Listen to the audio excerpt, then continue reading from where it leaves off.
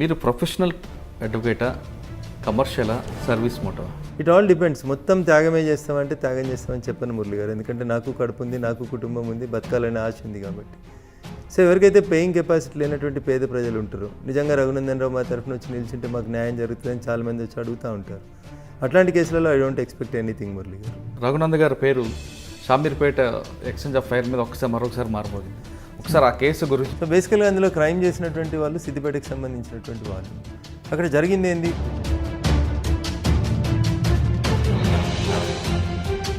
So ఇతన్ని కూడా encounter చేస్తాడు అనేటువంటి భయాందోళనలు ఉన్నప్పుడు ఇంకా నేను నాకున్నటువంటి ప్రాక్టీస్ని, పొలిటికల్ ఇన్ఫ్లుయెన్స్ని అన్నింటిని ఉపయోగించి అతన్ని అఫీషియల్గా సరెండర్ చేసి ఎన్కౌంటర్ కాకుండా కాపాడగలను. సబ్సిక్వెంట్గా బెయిల్ మీద బయటకు వచ్చాను. కానీ ఆ కేసులో మీకు బాగా ఒత్తిడి వచ్చినట్లుగా తెలుస్తుంది. అంటే రెండు రకాలుగా ఒత్తిడి వచ్చింది. ఒకటి కాన్స్టిట్యున్సీలో సంబంధించినటువంటి ఒక పోలీసుల వైపు నుంచి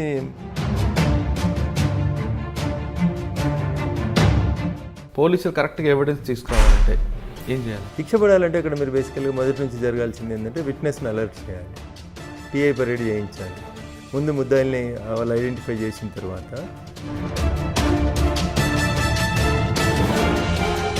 అదొకటి. ప్లస్ ఎంత పెద్ద నేరస్తుడైనా సంఘటనా స్థలంలో ఏవో కొన్ని క్లూస్ వదిలేసిపోతాడు మురళి. వాటిని సైంటిఫిక్గా కలెక్ట్ చేయాలి, ఫోరెన్సిక్ సైన్స్ ల్యాబొరేటరీకి పంపాలి. నయీం బతుకున్నప్పుడు ఎక్కడ కూడా నయీం వైఫ్ కానీ తమ్ముళ్ళు కానీ ఎవరు కూడా బెదిరిస్తున్నట్లు కానీ స్క్రీన్ మీద రాలేదు. కానీ చనిపోయిన తర్వాత నయీం వైఫ్, నయీం బావ, నయీం చెల్లు బెదిరిస్తున్నారంటూ వాళ్ళని పదే పదే అరెస్ట్ చేయడం ఎంతవరకు కరెక్ట్? నయీంతో పాటు ఇంకెవరైనా క్రైమ్ చేసి ఉంటే వాళ్ళు బాధ్యులు అవుతారు. ఆయన పోయిన తర్వాత ఆయన కుటుంబ సభ్యుల్ని అరెస్ట్ చేయడం అనేది అన్యాయం. అందులో నయీం కుటుంబ సభ్యుల వైపు నిలబడి మీరు వాళ్ళకి ఏ విధంగా న్యాయం చేస్తారు? నయీం ఏం చేసినాడు అనేది పోలీసులకు తెలుసు, నయీంకి తెలుసు, మీకు తెలుసు మురళి గారు. వైఫ్కి అయితే తెలియదు కదా. అదొక ప్రైవేట్ సామ్రాజ్యంగా విస్తరించేటువంటి ప్రయత్నం చేసినట్టు కనబడతా ఉంది ఆ కేసు. కానీ వాళ్ళ మీద మీరు పిటిషన్ వేయచ్చు కదా? వేస్తా ఉన్నాం, కానీ కోర్టులు కూడా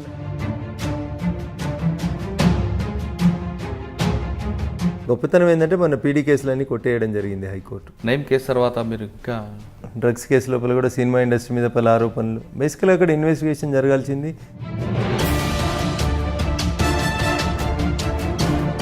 దాన్ని ఆ దిశగా డ్రైవ్ చేయకుండా దాన్ని తీసుకెళ్ళి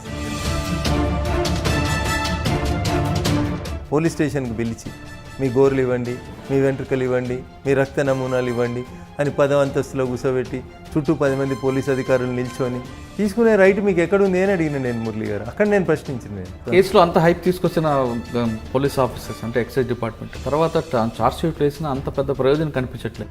ఏం పర్లేదు. కొండందవి ఎల్కను కూడా పట్టలేకపోయినారు మురళి గారు.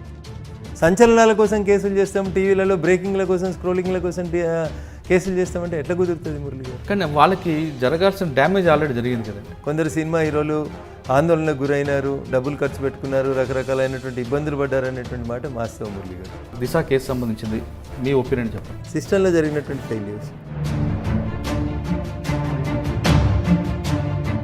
సమాజం నేర్చుకోవాల్సిన విషయాలు, తల్లిదండ్రులు నేర్చుకోవాల్సిన విషయాల్ని చాలా దిశ సంఘటన నేర్పించింది. సీన్ రీకన్స్ట్రక్షన్ చేస్తున్నప్పుడు వాళ్ళు మా మీద దాడి చేశారు కాబట్టి మీ ఫైర్ ఓపెన్ చేసాం అంటారు. ఇదంతా వాస్తవం అంటారా మీకున్న లాజిక్ ప్రకారం? సో ఫేక్ ఎన్కౌంటర్ అనేటువంటి అనుమానాలు ఎందుకు వస్తున్నాయి షాద్నగర్ ఎన్కౌంటర్ లేదా చటాన్పల్లి ఎన్కౌంటర్ మీద అనేది మనం గమనంలోకి తీసుకుంటే, ఎప్పుడైతే ఈ రాష్ట్ర ప్రభుత్వంలో ఈ క్యాబినెట్లో సీనియర్ మంత్రులుగా ఉన్నటువంటి కొంతమంది మంత్రులు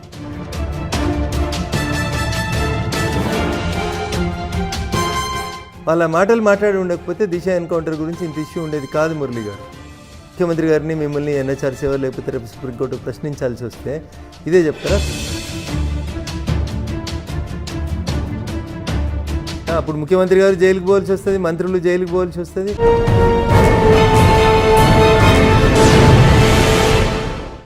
వెల్కమ్ టు క్రైమ్ డైరీస్. ఈ వారం మన guest present senior advocate cum senior politician, గతంలో ఒక జర్నలిస్ట్గా తన కెరీర్ ప్రారంభించిన ఆయన ప్రజల సమస్యలపై నిరంతరం పోరాటం చేస్తూ తర్వాత అడ్వకేట్గా, తర్వాత ప్రస్తుతం రాజకీయ నాయకుడిగా ఉన్నారు.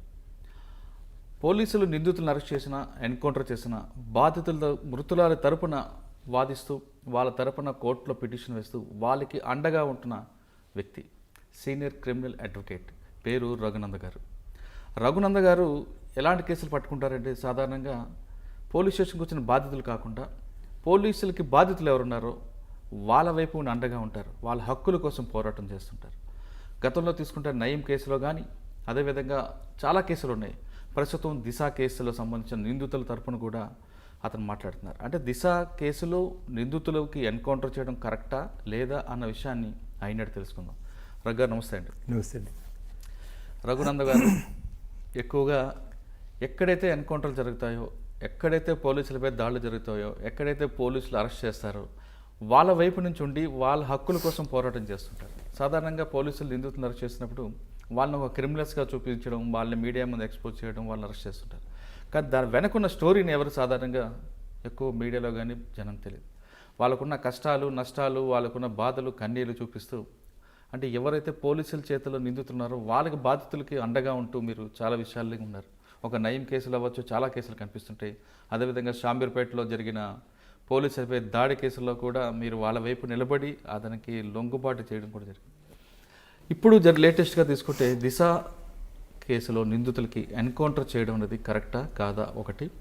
అంటే మానవాద కోణంలో చూసుకుంటే ఎన్కౌంటర్ కరెక్ట్ అనుకుంటే, మీ వైపు నుంచి చూస్తుంటే లీగల్గా అది కరెక్టా కాదా అనే విషయాలు చెప్పే ముందు ఒకసారి మీ జర్నలిజం నుంచి ఇప్పటివరకు చిన్న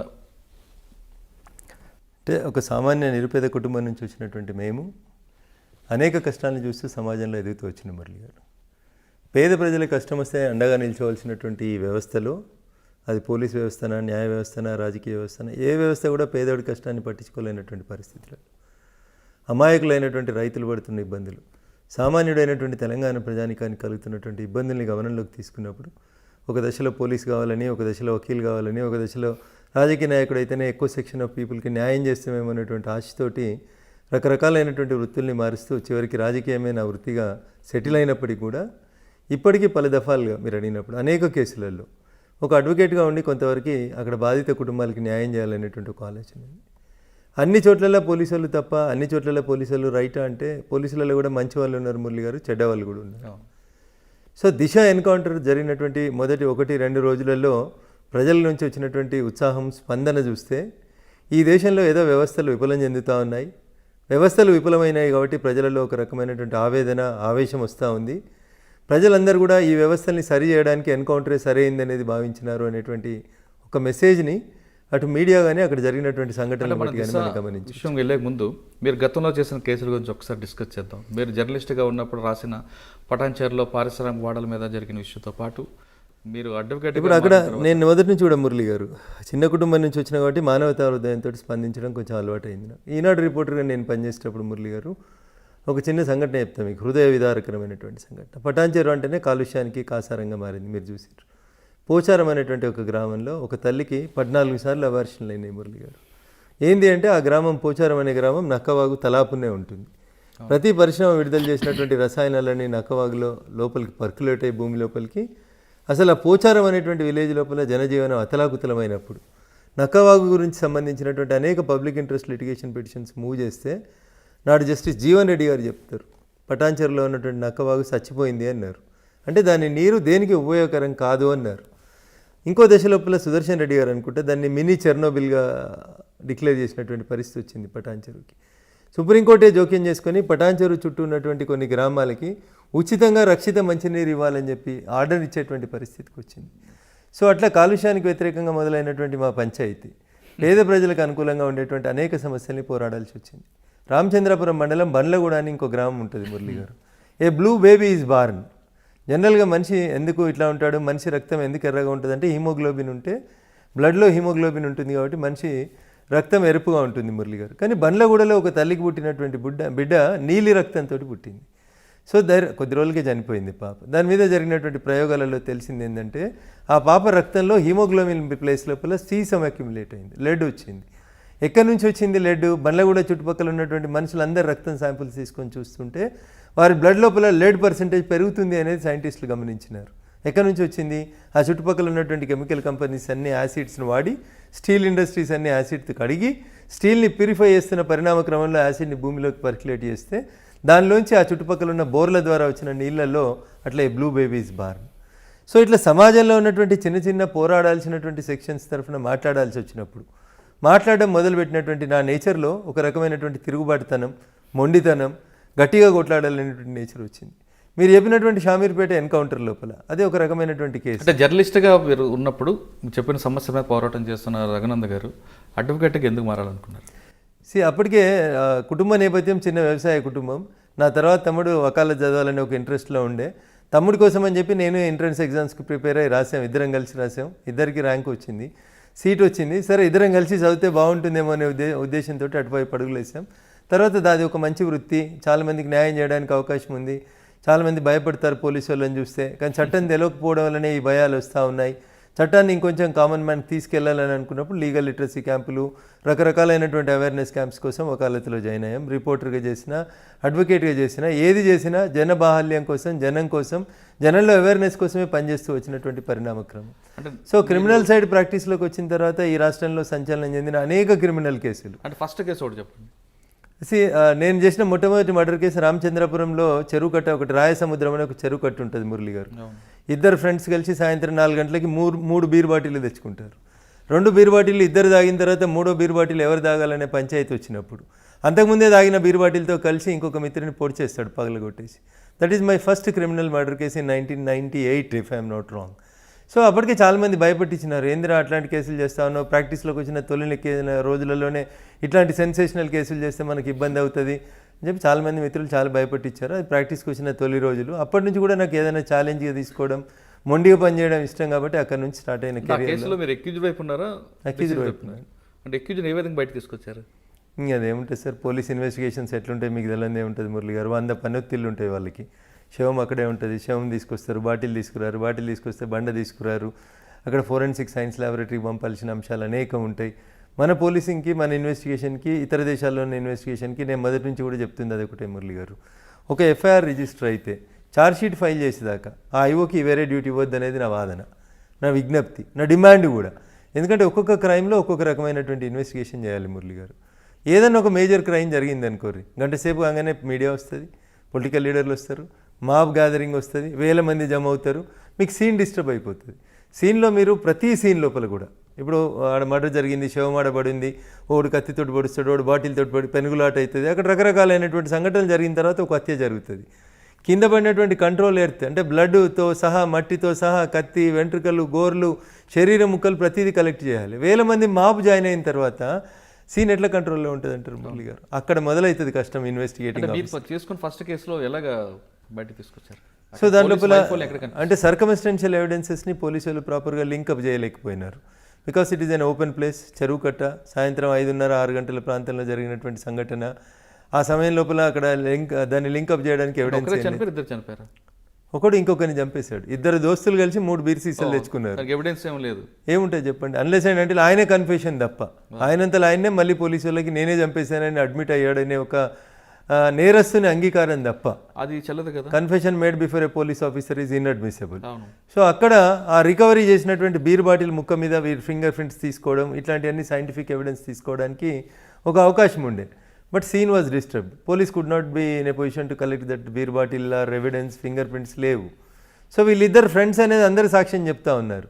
మరి హత్య చేసేంత వీళ్ళిద్దరి మధ్యలో శత్రుత్వం ఎక్కడుంది, ఎక్కడ కనబడలేదు. So there is a chance for some third person also to do it అనేది చెప్పినప్పుడు బెనిఫిట్ ఆఫ్ డౌట్ ఆల్వేస్ మీరు క్రిమినల్ లాలో చూడండి, benefit of doubt will be given to accused only.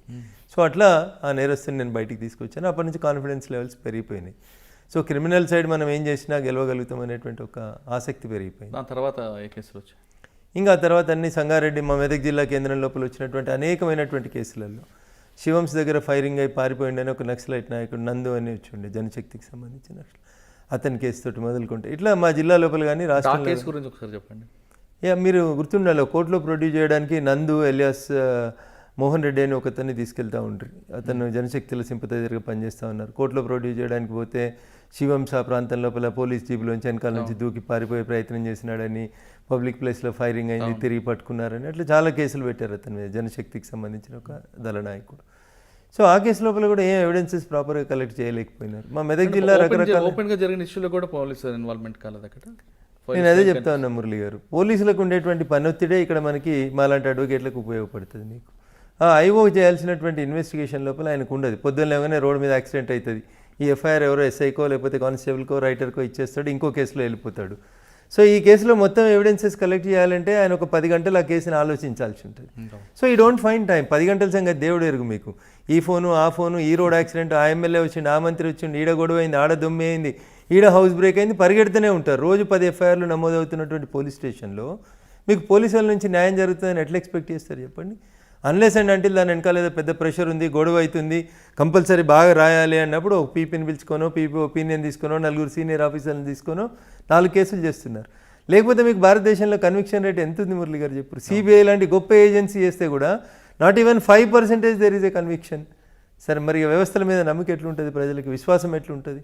Moral convictions పడతా ఉన్నట్టుగా భావించారు. ఆ కేసు తర్వాత నెక్స్ట్ సో ఆ పరిణామ క్రమంలో మా జిల్లాలో చాలా నక్సల్స్ మూవ్మెంట్ జరిగి ఉండే అప్పుడు. చాలామంది నక్సలైట్లు ప్రజల్ని చంపడం, ప్రజల నుంచి రివోల్ట్ రావడం, ఇట్లాంటి చాలా కేసులు జరుగుతూ ఉంటున్నప్పుడు చాలా కేసులు చేసిన మురళి గారు. మీరు ఎట్లా సడన్గా 25 ఇయర్స్ ఆఫ్ ప్రాక్టీస్లో అనేక రకాలైనటువంటి కేసులు మా జిల్లాలో. మీరు చేస్తున్న అన్ని కేసుల తర్వాత రఘునంద్ గారి పేరు షామీర్పేట ఎక్స్చేంజ్ ఆఫ్ ఫైర్ మీద మరొకసారి మారబోగింది. ఒకసారి ఆ కేసు గురించి, ఎందుకంటే అప్పుడులో పోలీసుల మీద చాలా కాల్పులు జరిపి పారిపోయిన వ్యక్తిని మీరు సరెండర్ చేయడం, అతనికి బెయిల్ ఇప్పించడం లాంటి చేశారు. అంటే మురళి గారు ఇప్పుడు ఒక్క కేసుకి ఇంకొక కేసుకి పొంతనుండదు, పోలిక ఉండదు క్రైమ్ లోపల. సో బేసికల్గా అందులో క్రైమ్ చేసినటువంటి వాళ్ళు సిద్దిపేటకి సంబంధించినటువంటి వాళ్ళు. అక్కడ జరిగింది ఏంది, కొంతమంది ఇంజనీరింగ్ కళాశాలకు సంబంధించినటువంటి పిల్లలు దొంగ నోట్లని సర్క్యులేట్ చేస్తున్నారు అనేటువంటి ఒక అనుమానం వచ్చినప్పుడు బాలానగర్ ప్రాంతానికి సంబంధించినటువంటి సిసిఎస్ పోలీస్ అధికారులు వలవన్ని కొంతమందిని ట్రాప్ చేస్తే సిద్దిపేట నుంచి కొంతమంది పిల్లలు వచ్చి ఆ ఫేక్ కరెన్సీకి సంబంధించిన డాక్యుమెంట్స్ ఇచ్చినారు. దాన్ని తయారు చేస్తున్నటువంటి ఒక వ్యక్తిని మళ్ళీ పిలవడానికని పోలీసు వాళ్ళు ట్రాప్ చేసినారు. ట్రాప్ చేసి రమ్మన్నప్పుడు వాడికి ఎందుకో డౌట్ వచ్చి వాడు ఇంకో 2-3 స్నేహితులను తీసుకొని కారులో వచ్చి షామీర్పేట ప్రాంతంలో ఉన్నారు. ఈవినింగ్ ఇట్ అబౌట్ 5:45, 6 ఆ ప్రాంతంలో. సో వీళ్ళు కారు దిగి దగ్గరికి వస్తున్నప్పుడు ఆ పిల్లల పక్కన సివిల్ డ్రెస్లో ఉన్నటువంటి వాళ్ళని చూస్తే వాళ్ళకి అనుమానం వచ్చింది. వాళ్ళు పోలీసు వాళ్ళు ఏమో అని డౌట్ వచ్చింది వాళ్ళకి. ఈ లోపలనే పోలీసు వాళ్ళు వీళ్ళని చుట్టుముట్టడం జరిగింది. అక్కడ ఎక్స్చేంజ్ ఆఫ్ ఫైర్ ఏం జరగలేదు నాకు తెలిసి. ఆ దొంగ నోట్లు తయారు చేస్తాడని ఆరోపణ ఎదుర్కొంటున్నటువంటి వ్యక్తి ముస్లిం. అతను పోలీసు వాళ్ళు పట్టుకోవడానికి ప్రయత్నం చేసినప్పుడు అతని దగ్గర ఒక కత్తి ఉండే, ఆ కత్తితోటి ఆ ఎస్ఐ గారిని గాయపరిచినాడు. ఇమ్మీడియట్గా పక్కన ఉన్నటువంటి మఫ్టీలో ఉన్నటువంటి పోలీసు వాళ్ళు ఫైర్ ఓపెన్ చేసినారు. మిగతా వాళ్ళంతా పారిపోయినారు. అతను అక్కడే చనిపోయినాడు. ఎస్ఐ గారు కొంచెం కత్తితో పొడిచినటువంటి గాయాలైనా ఇంకో కానిస్టేబుల్ చనిపోవడం జరిగింది ఆ పెనుగులాట్లో. సో వారికి సంబంధించిన వాళ్ళందరూ మా సిద్దిపేట దుబ్బాక ప్రాంతానికి సంబంధించినటువంటి పిల్లలు వాళ్ళంతా. నేను అప్పటికే ఒకసారి దుబ్బాక నుంచి ఎమ్మెల్యేకి పోటీ చేస్తున్నాను. క్రిమినల్ సైడ్ కొంచెం బాగా ప్రాక్టీస్ చేస్తానని పేరున్న అడ్వకేట్ని. సో అప్పుడు హైదరాబాద్ పోలీస్ కమిషనర్ రంగారెడ్డి సైబరాబాద్ ప్రాంతానికి వస్తుంది. సైబరాబాద్ పోలీస్ కమిషనర్గా ఉన్నటువంటి ఆఫీసర్ కొంచెం స్ట్రిక్ట్ అని, ఎన్కౌంటర్ చేస్తారని, ఇట్లా రకరకాలైనటువంటి ఊహాగానాలు జరుగుతున్నటువంటి తరుణంలోనే ఒక ఎన్కౌంటర్ అయింది శంషాబాద్ ప్రాంతం లోపల. బాగా దొంగతనాలు చేస్తాడని శివ అనేటువంటి ఒక వ్యక్తి ఎన్కౌంటర్ అప్పుడే జరిగింది. సో ఇతన్ని కూడా ఎన్కౌంటర్ చేస్తాడనేటువంటి భయాందోళనలు ఉన్నప్పుడు ఇంకా నేను నాకున్నటువంటి ప్రాక్టీస్ని, పొలిటికల్ ఇన్ఫ్లుయెన్స్ని అన్నింటిని ఉపయోగించి అతన్ని అఫీషియల్గా సరెండర్ చేసి ఎన్కౌంటర్ కాకుండా కాపాడగలను. సబ్సిక్వెంట్గా బెయిల్ మీద బయటకు వచ్చాడు. ఆ తర్వాత ఇంకా చాలా కేసులు. అంటే ఆ కేసులో అతనికి శిక్ష పడిందో బయటకు వచ్చారు? లేదు, ఇంకా ట్రయలే కాలేదు. ఇంకా పోలీసులు అక్కడ ఎన్కౌంటర్ 302 రిజిస్టర్ చేయలే counter case. Still the FIR is pending. Police చేయలేదు. పోలీసుల పద్ధతి ఏముంటుందంటే సుప్రీంకోర్టు ఎన్ని గైడ్ లైన్స్ ఇచ్చినా పోలీసులు పట్టించుకోరు మురళి గారు. మళ్ళీ ఎవరో వెళ్ళి కోర్టులో దరఖాస్తు చేసి రేపు ఆ కేసు ట్రయల్ వచ్చినప్పుడు ముద్దాయి తాలూకోలు, చనిపోయిన వాళ్ళ తాలూకోలు ఎవరో హైకోర్టుకు ఉత్తరం రాసినప్పుడు again you investigate the case అన్నప్పుడు మళ్ళీ మొదటి నుంచి గొడవ స్టార్ట్ అవుతుంది దాంట్లో. అది మీరు చేసుకున్న కేసులో, ఇప్పుడు షామీర్పేట కేసులో అతను ఫేక్ కరెన్సీ తీసుకురావడం కరెక్టే, తర్వాత మీ క్లయింట్ వాళ్ళ మీద దాడి చేయడం కరెక్టే కదా. మరి ఇప్పుడు చనిపోయినటువంటి వ్యక్తి నా క్లయింట్ కాదు, బేసికల్గా కాదు. ఎవరైతే కారు తీసుకొని తన కారులో హైదరాబాద్ దాకా పోదాన్ని రమ్మని ఆ చనిపోయినటువంటి వ్యక్తి రిక్వెస్ట్ చేస్తే వచ్చినటువంటి వ్యక్తులు ఎవరైతే ఉన్నారో వాళ్ళకి ఆ దొంగ నోట్లకి సంబంధం లేదు, వాళ్ళకి క్రైమ్కి సంబంధం లేదు. వాళ్ళ క్రైమ్ చూస్తుండగానే ఆ ఫైరింగ్, ఆ ఎక్స్చేంజ్, వీళ్ళ గొడవ చూడగానే పోలీసులు అందెలగానే పారిపోయినారు వాళ్ళ సీన్ నుంచి. బట్ అక్కడ అతను చనిపోయినాడు, ఒక కానిస్టేబుల్ చనిపోయినాడు. కాబట్టి ఎవరో ఒకరి మీద కేసు అయితే చేయాలి కదా. ఆ పారిపోయినటువంటి వ్యక్తుల మీద కేసు అయింది. So I don't feel that they are the criminals, but వాళ్ళని ఎవరో ఒకరిని ఆరోపణ చేయాలి కదా. ఒక కానిస్టేబుల్ చావు కారణమైనారు, ఒక ఇతను పిల్లోడు ఒక అతను సిద్దిపేట అతను చనిపోయినాడు. కంపల్సరీ కేసు, దాని కౌంటర్ కేసు రెండూ ఉండాలి. కానీ ఒకటే కేసు కట్టి ఈ అబ్బాయి మీద కేసులు చేస్తూ ఉన్నారు. So that case I'm doing trial. ఇంకా ఛార్జ్షీట్ ఫైల్ కాలేదు, దాంట్లో ఫైల్ అయితే కేసు. కానీ ఆ కేసులో మీకు బాగా ఒత్తిడి వచ్చినట్లుగా తెలుస్తుంది. అంటే 2 రకాలుగా ఒత్తిడి వచ్చింది. ఒకటి కాన్స్టిట్యున్సీలో సంబంధించినటువంటి ఒక కాస్ట్, మేజర్ కాస్ట్కి సంబంధించినటువంటి పిల్లలు వాళ్ళందరూ. కాబట్టి ఆ కాస్ట్ నుంచి ఏదో ఒక రకంగా మా పిల్లల్ని కాపాడాలనేటువంటి ఒత్తిడి ఒకవైపు నుంచి అయితే, పోలీసుల వైపు నుంచి అటువైపు మీరు ఉండొద్దు, ఇది అన్యాయం, మా పోలీసు వాళ్ళు ఇంజూర్ అయినటువంటి కేసులలో కూడా మీరు రావడం మాకు బాధాకరం అని చెప్పి తెలిసిన పోలీస్ ఆఫీసర్స్ కొందరి నుంచి కొంత ఒత్తిడి. బట్ ఒకసారి వకాలత్ తీసుకున్న తర్వాత మురళి గారు మీకు తెలియదు ఏముంది, క్లయింట్ ఈజ్ ఇంపార్టెంట్ మాకు. అవును. అట్లా తర్వాత ఇంకే కేసులు వచ్చారండి? చాలా కేసులు మురళి గారు. ఇప్పుడు నయీం కేసు వచ్చింది, డ్రగ్స్ కేసు వచ్చింది. ఈ రాష్ట్రంలో సంచలనం సృష్టించిన ప్రతి కేసు వెనకాల ఐదరు అటో ఇటో ఒక దిక్కు నేను వకాలత్ చేస్తూనే వస్తూ ఉన్నాను. కాకపోతే రాజకీయాల్లో ఎక్కువ యాక్టివ్గా ఉంటున్నాం కాబట్టి అన్ని కేసులలో మనం డైరెక్ట్ పక్కన పెడితే మీ నయీం కేసు కూడా బాగా సెన్సేషన్ అయింది. అంటే అందులో నయీం 1000 కోట్లు సంపాదించారు, తర్వాత ఒక అసాంఘిక శక్తిగా మారాడు కాబట్టి ఎన్కౌంటర్ చేశాం అని పోలీసులు చెప్తున్నారు. మరి మీరు అటువైపు నుంచి నిలబడి వాళ్ళకి, అంటే నయీం కుటుంబ సభ్యుల వైపు నిలబడి మీరు వాళ్ళకి ఏ విధంగా న్యాయం చేస్తారు? ఇప్పుడు నయీం అయిన తర్వాత నేను వాళ్ళ తరఫున వకాలత్ చేస్తున్నాను. మిగిలింది ఎవరు? భార్య, పిల్లలు, చిన్నపిల్లలు, 10th క్లాస్ ఇంటర్మీడియట్ చదువుతున్నటువంటి పిల్లలు, ఒక ఆడపిల్ల 5th 6th చదువుతున్నటువంటి అమ్మాయి. వాళ్ళని తీసుకెళ్ళి హోమ్లో ఉంచారు, వాళ్ళ మదర్ని తీసుకెళ్ళి జైల్లో వేశారు, ఆమె మీద పీడీ యాక్ట్లు పెట్టారు. సరే, నయీం ఏం చేసినాడు అనేది పోలీసులకు తెలుసు, నయీంకి తెలుసు, మీకు తెలుసు మురళి గారు. వైఫ్కి అయితే తెలియదు కదా. వైఫ్ నోటీస్లో ఆమె కూడా బెదిరిస్తుంటే ప్రాపర్టీ అంతా ఆమె పేరు ముందు అంటున్నారు పోలీసు. ఐ డోంట్ థింక్ అందులో చాలామందిని ముద్దాయిలుగా చూపెట్టినట్టున్నారు. నయీంకి బినామీలుగా చాలామందిని చూపెట్టినట్టు కనబడతా ఉంది. వైఫ్ పేరు మీద ఉన్నటువంటి ప్రాపర్టీస్ తక్కువ, అందులో నాకున్నటువంటి అంచనా మేరకి. కుటుంబ సభ్యుల పేరు మీద ఉన్నటువంటి ప్రాపర్టీస్ తక్కువ, బయట వ్యక్తుల పేరు మీదనే ఎక్కువ ప్రాపర్టీస్ ఉన్నాయి అందులో. అదొక ప్రైవేట్ సామ్రాజ్యంగా విస్తరించేటువంటి ప్రయత్నం చేసినట్టు కనబడతా ఉంది ఆ కేసు. దాంట్లో కూడా I don't think the investigation is proper Murali గారు. ఎందుకంటే ఎప్పుడో 15 సంవత్సరాల క్రితం తూపురానికి వెళ్ళి తీసుకుపోయిన ఆయన చంపేసిండు నయీమని 15 సంవత్సరాల తర్వాత ఛార్జ్షీట్ వేస్తే ఏం మిగులుతుంది కేసులో మురళి గారు? మీరు చెప్పండి. ఎక్కడో శ్రీశైలంలో మర్డర్ చేసిరంటారు, శవం దొరకది, చంపిన వాళ్ళు లేరు, డైరెక్ట్ ఎవిడెన్స్ లేదు. 15 సంవత్సరాల క్రితం ఏదో తప్పిపోయినటువంటి మనుషుల ఖాతానంతా నయీమే హత్యలు చేసిండని చెప్పి చేస్తే అందులో భార్య పిల్లలకి ఏం సంబంధం వస్తుంది? How you will establish the crime? మీరు ఆమె వైపు నిలబడినా సరే పోలీసులు ఆమెకి మళ్ళీ ఆ కేసుతో పాటు చాలా కేసులు అరెస్ట్ చేయడం, రిపీట్గా అరెస్ట్ చేస్తున్నారు. మరి ఆమెకి ఎక్కడ న్యాయం జరిగినట్లు అనిపిస్తుంది? ఇప్పుడు ఒక దశలో మేము దాంట్లో హైకోర్టును మూవ్ చేయాలనుకున్నాం. ఇప్పుడు ఒక కేసులో అరెస్ట్ చేస్తారు, బెయిల్ తీసుకోగానే మళ్ళీ ఇంకో కేసులో అరెస్ట్ చేస్తారు. ఒక 100 కేసులు ఆమె మీద నేరం ఆరోపించబడితే మురళి గారు, పోలీసు వాళ్ళు ఆలోచించాల్సింది ఏంటంటే, ఒకటే క్రైమ్కి సంబంధించి లేదా ఒకటే కుటుంబానికి సంబంధించి మీ దగ్గర 100 కేసులు ఉన్నాయి. ఒక కేసులో అరెస్ట్ అయినప్పుడు మిగతా కేసులలో కూడా పీటీ వారెంట్లు వేస్తే అయిపోతుంది కదా. ఆమెను ఇప్పటికి 4 సార్లు అరెస్ట్ చేసినారు. ఒకసారి పీడీ కేసు పెట్టినారు, పీడీ కేసుని హైకోర్టు కొట్టేసింది, ప్రివెంటివ్ డిటెన్షన్ కేసుని. సో కాబట్టి ఆ కేసు లోపల పోలీసు వాళ్ళు ఎందుకు నయీంను పెంచినారు, పోలీసు వాళ్ళు నయీం తోటి మంచి చేయించినారా, చెడు చేయించినారా, నయీం అవసరం పోలీసులకు ఎంతసేపు ఉంది అనేది పోలీసు వాళ్ళు, ఆయనతో పనిచేసిన పోలీసులు కానీ లేదా ఆయనతో పని చేయించిన పోలీసు అధికారులకు కానీ బాగా తెలిసి ఉంటుంది మురళి గారు. ఆయన పోయిన తర్వాత ఆయన భార్య కూడా ఆ క్రైమ్లలో ముద్దాయి అని చెప్పి పెట్టడాన్ని నేను అపోజ్ చేస్తూ ఉన్నాను. మిగతా గ్యాంగ్స్టరు, మిగతా వాళ్ళు ఉన్నారు, నక్సలైట్లు ఉన్నారు, లొంగిపోయిన నక్సలైట్లు ఉన్నారు, ఇతరులు ఉన్నారు అంటే అది వేరైతుంది మురళి గారు. కుటుంబ సభ్యులు, ఇంటర్మీడియట్ చదివే కొడుకో, 7th క్లాస్ చదివే కూతురో, లేకపోతే ఏం తెలియని అమాయకులైనటువంటి వైఫ్నో సిస్టర్నో క్రైమ్లో ఇన్వాల్వ్ చేయడం సరైంది కాదండి. అంటే మీరు అన్నట్లుగా నయీం బతుకున్నప్పుడు ఎక్కడ కూడా నయీం వైఫ్ కానీ తమ్ముళ్ళు కానీ ఎవరు కూడా బెదిరిస్తున్నట్లు కానీ స్క్రీన్ మీద రాలేదు. కానీ చనిపోయిన తర్వాత నయీం వైఫ్, నయీం బావ, నయీం చెల్లు బెదిరిస్తున్నారంటూ వాళ్ళని పదే అరెస్ట్ చేయడం ఎంతవరకు కరెక్ట్ అంటారు? ఇప్పుడు ఏం చేయాలో తెలియక తప్పనిసరి పరిస్థితులలో ఎవరినో ఒకరిని ముద్దాయం చేయడం తప్ప ఏం లేదు అందులో మురళి గారు. కానీ వాళ్ళకి మానసిక క్షోభ ఉంటుంది కదా. అదే చెప్తా ఉన్నాను నేను మీకు. అక్కడ వాళ్ళు నష్టపోతూ ఉన్నారు తప్ప నయీం బతుకున్నప్పుడు జరిగినటువంటి నేరాలు ఏమైనా ఉంటే వాటి మీద నయీం బాధ్యుడు అవుతాడు. నయీంతో పాటు ఇంకెవరైనా క్రైమ్ చేసి ఉంటే వాళ్ళు బాధ్యులు అవుతారు. ఆయన పోయిన తర్వాత ఆయన కుటుంబ సభ్యుల్ని అరెస్ట్ చేయడం అనేది అన్యాయం. అందులోపల చెల్లె చేసింది, అక్క చేసింది, చెల్లెకి నడవరాదు, అక్కకు పరిగెత్తరాదు, తమ్ముడు లేనే లేడు, తమ్ముడిని నక్సలైట్లే చంపేసినారు. ఇంకేముంటుంది అక్కడ కేసులో? ఏం బలం ఉంటుంది? 84 years ఉన్న ముసలిళ్ళని కూడా తెచ్చి రిమాండ్ చేసుడు, దానివల్ల ఏం సాధించగలుగుతారు మురళి గారు? వాళ్ళ మీద మీరు పిటిషన్ వేయచ్చు కదా. వేస్తూ ఉన్నాం కానీ కోర్టులు కూడా నయీం కేసు అనేసరికి కొంచెం మీకు తెలుసు కదా మురళి గారు, భయపడతా ఉంటారు, ఓపిక వినాలంటారు, టైం తీసుకోండి అంటారు. ఒక్కొక్క బెయిల్ పిటిషన్ రావడానికి 3 నెలలు 6 నెలలు పడతా ఉంది. గొప్పతనం ఏంటంటే మన పీడీ కేసులన్నీ కొట్టేయడం జరిగింది హైకోర్టు. దట్ ఈస్ మరొకసారి నయీం తెరపైకి వచ్చాడు. నయీం సంబంధించిన 1000 కోట్ల ఆస్తులు ఉన్నాయి. నయీం ఇంట్లో వంట మనిషి పేరు మీద మొత్తం ప్రాపర్టీ ఉంది అంటున్నారు. ఇప్పుడు ఈ దేశం లోపల బినామీ ఆస్తుల చట్టం ఒకటి వచ్చింది మురళి గారు. నిజంగా పోలీసు వాళ్ళు ప్రాపర్గా ఇన్వెస్టిగేట్ చేస్తే అవన్నీ చట్టాలను ఉపయోగించుకొని అక్కడ ఆస్తుల్ని సీజ్ చేయడానికి స్కోప్ ఉంది వాళ్ళకి. కానీ వేగగా పోయి వాళ్ళ పేరు మీద ఉన్నటువంటి ఇండ్లను వాటిని మేము సీజ్ చేస్తామని అంటే దాని చట్టం ఒప్పుకోదు కదా. పోలీసు వాళ్ళకి ప్రైవేట్గా వెళ్ళి ప్రాపర్టీస్ని సీజ్ చేసేటువంటి రైట్ లేదు కాబట్టి ఆ కేసు కోర్టులో నిల్చోలేకపోతా ఉందనేది నాకున్నటువంటి లాజికల్ ఆర్గ్యుమెంట్. అందులోపల ఇల్లు సీజ్ చేసినామంటారు, ఎట్లా సీజ్ చేస్తారు? ఏ సెక్షన్ కింద సీజ్ చేస్తారు? మీరు ఏం కేసులు పెట్టిరు వాళ్ళ మీద? బినామీ ప్రాపర్టీ చట్టం పెట్టినరా, లేకపోతే మనీ లాండరింగ్ పెట్టినరా? ఏ కేసు కింద నీకు ఇల్లు సీజ్ చేసే అధికారం పోలీసులకు ఉంది భారతదేశంలో? చెప్పండి. ప్రాపర్టీ సీజ్ చేసే రైట్ పోలీసులకు ఎక్కడుంది? ఏ చట్టం కింద సీజ్ చేస్తారు? దానికి ఆన్సర్ లేదు. సీజ్ వాళ్ళకి కూడా తెలుసు కేసు పోతాదని, కానీ ఇప్పుడున్న ప్రజలు బట్టి చేశారని అనుకోవచ్చా మనం? అంతే, టెంపరీగా ఆ రోజు జనంలో ఒక రకమైనటువంటి అది క్రియేట్ చేయడానికి చేస్తున్నటువంటిది తప్ప అందులో శాంక్టిటీ పెద్దగా ఏం కనబడట్లేదు మురళి గారు. ఆ కేసులలో బలం ఉన్నట్టు నేనైతే ఫీల్ కావట్లేదు. ఓకే, నయం కేసు తర్వాత మీరు ఇంకా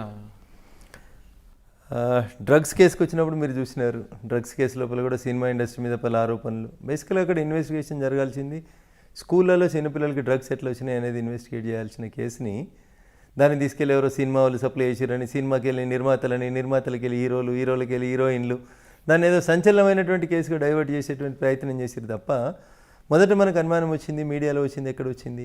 స్కూల్ పిల్లలకి డ్రగ్స్ ఎక్కడి నుంచి వస్తున్నాయి అనేది, ఒక కార్పొరేట్ స్కూల్ దగ్గర అమ్ముతున్నారు అనేది బేసికల్గా ఇష్యూ స్టార్ట్ అయింది మనకి.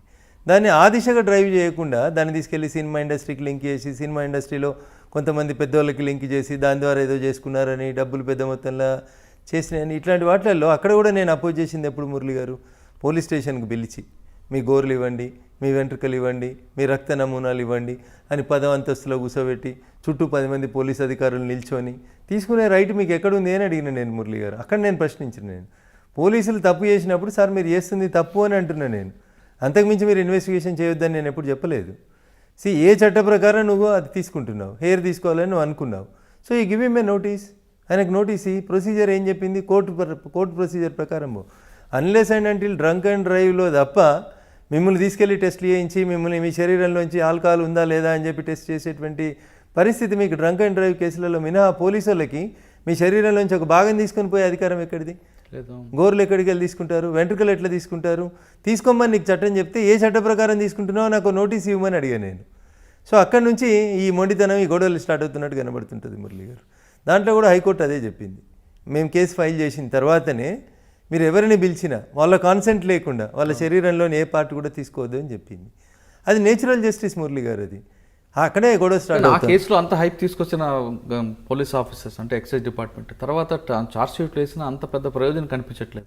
ఏం పర్లేదు, కొండందవి ఎల్కను కూడా పట్టలేకపోయినారు మురళి గారు. నేను అదే చెప్తా ఉన్నా మీకు. When you have consumed a drug or myself I have consumed a drug అనుకోండి, అది ఎంతకాలం ఉంటుంది మన శరీరం లోపల? ఏ రోజు కన్జ్యూమ్ చేసిన డ్రగ్ ఎక్కడిది, ఇండియాలోకి ఎప్పుడు వచ్చింది, సప్లై చేసింది ఎవరు, తీసుకెళ్ళింది ఎవరు? ఇట్లా అసలు ఏమైనా సైంటిఫిక్ ఎవిడెన్సే లేకుండా మురళి గారు సంచలనాల కోసం కేసులు చేస్తాం, టీవీలలో బ్రేకింగ్ల కోసం స్క్రోలింగ్ల కోసం కేసులు చేస్తామంటే ఎట్లా కుదురుతుంది మురళి గారు? ఇప్పుడు మీరు చెప్తున్న డ్రగ్ కేసులో కూడా మీకు తెలుసు, జనానికి తెలుసు ఆ కేసులో ఏం జరగదు, మీరే అంటున్నారు కొండంతా వెలంకి పట్టేట్లు, కానీ వాళ్ళకి జరగాల్సిన డ్యామేజ్ ఆల్రెడీ జరిగింది కదండి. సో లాభం జరిగిందా దానివల్ల నష్టం జరిగిందా అనేది నేను ఇప్పుడే చెప్పలేను సార్ మీకు. సో కొంత సినిమా ఇండస్ట్రీ భయపట్టింది, కొందరు సినిమా హీరోలు ఆందోళనకు గురైనారు, డబ్బులు ఖర్చు పెట్టుకున్నారు, రకరకాలైనటువంటి ఇబ్బందులు పడ్డారు అనేటువంటి మాట వాస్తవం మురళి గారు. సో ఒక కేసుని కప్పిపుచ్చడానికి మీరు అప్పుడు తెలంగాణ రాష్ట్రంలో జరిగిన 1, 2, 3, 4 కేసుల్ని వరుసగా చూస్తే ముందు డ్రగ్స్, తర్వాత నయీము, ఆ తర్వాత మియాపూరు, ఇట్లా ఒకటి తర్వాత ఒకటి ఒక గీతని తుడపకుండా దాని పక్కన ఒక పెద్ద గీత గీసి ఈ గీతని పక్కకి జరిపినట్టు కంటిన్యూస్గా వస్తున్నటువంటి ఆ క్రైమ్లకు సంబంధించినటువంటి సంఘటనల్ని పక్కదారి పట్టించడానికే ఒకదాని తర్వాత ఒక సంఘటనని బయటికి తీసుకొచ్చినట్టు కనబడుతుంది తప్ప ఏ ఒక్క సంఘటనలన్నా చివరిదాకా ఇన్వెస్టిగేషన్ కొనసాగి దోషుల్ని కోర్టు ముందు నిలబెట్టి ఒక్క కేసు చూపెట్టండి సార్ మీరు. అదే మీరు చెప్తున్నారు ఒక కేసు కూడా ఓటుకు లేదు, మియాపూర్ భూములు. సార్ నిజామాబాద్లో మీరు చూసినారు, అక్కడ బార్డర్ దగ్గర చెక్ పోస్ట్ దగ్గర 250 కోట్లు దొంగ రిసిప్ట్లు ఇచ్చినారని, సేల్స్ ట్యాక్స్లు, కమర్షియల్ ట్యాక్స్లలో పెద్ద కుంభకోణం జరిగిందని, సిఐడి ఎంక్వైరీ అవుతుందని, ఇది అవుతుందని, ఏది కానీ మీరు చెప్పండి, సంచలనం కోసమే చేసిరు తప్ప whether anybody is properly penalised or whether anybody is properly charge sheeted అనేది ఒక కేసు చెప్పండి సార్ నాకు. అది నీమ్స్లో స్టంట్స్ కాడ నుంచి మొదలుకుంటే ఇప్పుడు నడుస్తున్న ఈఎస్ఐ దాకా ఎన్ని కేసులు బయటకు వచ్చినా అవి కేవలం సంచలనంగా 4 రోజులు వార్తలలో వచ్చేందుకు తప్ప. కానీ మధ్యలో ఎంసెట్ కేసు మాత్రం బాగా సక్సెస్ అయినట్లుగా అనిపిస్తుంది. దోషులు ఎవరు దొరికినారు చూడండి దాంట్లో? బీహార్ నుంచి వాళ్ళు దొరికారు కదా. I don't think they are the original culprits sir. ఇంకా తెలంగాణ ఉన్నటువంటి అసలు పెద్ద మనుషులను అయితే బయటికి తెచ్చినట్టు నేను అనుకోవట్లేదు సార్. అందులో కూడా అంటే వీటితో పాటు ఇంకేం కేసులు చేశారు? రెగ్యులర్గా ప్రొఫెషన్లో వచ్చేటువంటి కేసులలో గ్యాంగ్ రేప్ కేసులు, భయంకరమైనటువంటి పట్టపగల రోడ్ల మీద జరుగుతున్నటువంటి మర్డర్లు, బాగా మీకు గుర్తున్నది అంటే ఈ కేసులో పోలీసులు బాగా మంచి వర్క్ చేశారు, అయినా నేను కాపాడాను అన్నది మీకు మనసుకు నచ్చిన కేసు? ఇప్పుడు కోజీ క్లబ్లో ఒక ఇన్సిడెంట్ జరిగింది. కోజీ క్లబ్లో ఒక అమ్మాయి అబ్బాయి కలిసి వచ్చారు, ఒక ఇన్సిడెంట్ జరిగింది. బాయ్ ఫ్రెండ్ గర్ల్ ఫ్రెండ్ కలిసి వచ్చారు. లివింగ్ టుగెదరే తప్పు కాదని సుప్రీంకోర్టు చెప్పినాక మీరు నేను చేసేది ఏం లేదు కదా మురళి గారు. సో అనుకోకుండా అక్కడ మేనేజర్ రూమ్లో ఉన్న ఒక ఎయిర్ గన్ తీసుకొని అమ్మాయి ఆ అబ్బాయిని ఏదో మజాక్లో ఇట్లా అంటే అది ట్రిగ్గర్ ఫైర్ అయింది, ఆ పిల్లోడ్లోంచి బుల్లెట్ పోయింది. సో దాంట్లో బాధాకరమైనటువంటి విషయం ఏంటంటే అమ్మాయి ఈజ్ ఇన్నోసెంట్, ఏం తెలియదు, ఏదో కామెడీకి వచ్చినారు వాళ్ళు, అమ్మాయి అబ్బాయి కలిసి సరదాకు వచ్చేపు గడుపుదాం అనుకొని వచ్చినటువంటి సందర్భంలో అనుకోకుండా వాళ్ళకు తుపాకీ కనబడింది, అది బొమ్మ తుపాకీ అనుకుంది. But it is an air gun. Unfortunately air గన్తో కొడితే కూడా చనిపోయినటువంటి సంఘటన అది కోజీ క్లబ్. సో దాంట్లో అమ్మాయి తరఫున చేయాల్సి వచ్చింది తప్పనిసరి పరిస్థితుల్లో. తను ఒక అడ్వకేట్ కుటుంబానికి సంబంధించినటువంటి అమ్మాయి కాబట్టి పేర్లు అవన్నీ బయటకు వస్తే ఇబ్బంది అని చెప్పి అక్కడ స్థానికంగా పోలీసులు సరిగ్గా వర్క్ చేయలేదంటారు అప్పుడు. So I don't blame the police, but మాకుండేటువంటి అడ్వకేట్గా మాకుండేటువంటి అడ్వాంటేజెస్, క్లయింట్లకు ఏదైతే benefit of doubt should be given to the accused అనేటువంటి ఆ లాస్ట్ లైన్ ఒకటి ఉంటుందో అది, plus establishing the link from A to Z. English అక్షరాలు రాస్తే ఏ నుంచి జెడ్ దాకా రాస్తేనే మొత్తం ఆల్ఫాబెట్స్ కంప్లీట్ అయినట్టయితే, మధ్యలో అక్కడొకటి అక్షరాన్ని మనం లింక్ బ్రేక్ చేసినాం అనుకోరు Murali garu, you don't see that chain will be complete.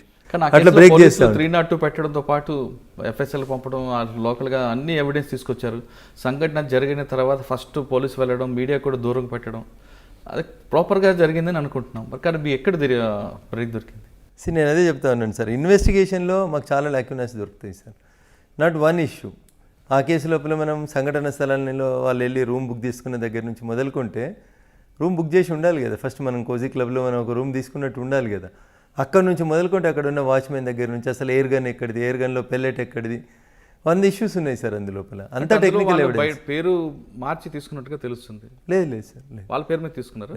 ఒరిజినల్గా వాళ్ళ పేరు మీదనే తీసుకున్నారు, అన్నీ వాళ్ళే చేశారు. అంటే ఎక్కడ మీకు బ్రేక్ కనిపించిందండి? అంటే సైంటిఫిక్ ఎవిడెన్స్లో బ్రేకేజ్ వచ్చింది అక్కడ. మళ్ళీ నేను చెప్తా ఉన్నా, మీకు ఆ ఎయిర్ గన్ మీద ఫింగర్ ప్రింట్స్ తీసుకోలేదు, ఆ అమ్మాయి ఫైర్ చేసిందని చెప్పి చెప్పలేదు, అమ్మాయి రూమ్లో ఉంది అని చెప్పి ఎవరు సాక్ష్యం చెప్పడానికి కూడా చెప్పలేదు అక్కడ.